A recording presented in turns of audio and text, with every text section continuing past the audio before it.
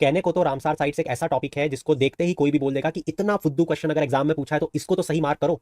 मगर एक स्टूडेंट का दिल का दर्द मैं जानता हूं, क्योंकि रामसार साइट्स को याद रख पाना इतना मुश्किल है और उसको 50,000 चीजें याद रखनी होती हैं। तो right from the Jammu and Kashmir to the Tamil Nadu इतनी सारी रामसार साइट्स हैं, लगभग 90। तो कैसे उन रामसार साइट्स को याद रखा जाए और कैसे प्रिडिक्ट किया जाए कि यूपीएससी किस रामसार साइट के बारे में हमसे क्वेश्चन पूछेगा? क्या ऐसा कोई पैटर्न है क्या?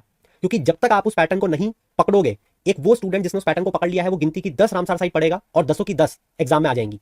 बट वो पैटर्न आपको पकड़ना पड़ेगा।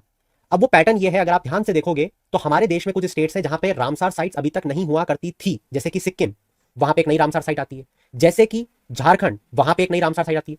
तो ऐसी स्टेट जहां पे रामसार साइट आई है, जहां पे कहीं भी रामसार साइट नहीं थी, पहली रामसार साइट मिली है, आपको नहीं लगता कि यूपीएससी उस स्टेट पे, उस रामसार साइट पे आपसे क्वेश्चन पूछेगी? यही हुआ आपके साथ। यूपीएससी ने यहाँ पे सिक्किम स्टेट को इसलिए डालकर पूछा और उसके सामने इसलिए एक रामसार साइट का नाम लिख के दिया, वो देखना चाहते थे कि जिस स्टेट के पास रामसार साइट नहीं थी उसको अगर हमने एक रामसार साइट दी है तो आपने उसके बारे में पढ़ा है या नहीं पढ़ा है। अगर आपने उसके बारे में पढ़ा होता, आप 1 सेकंड में इस क्वेश्चन को मार्क करते और उस मार्क से आपके मार्क्स बढ़ जाते। क्या सीखा जरूर बताना।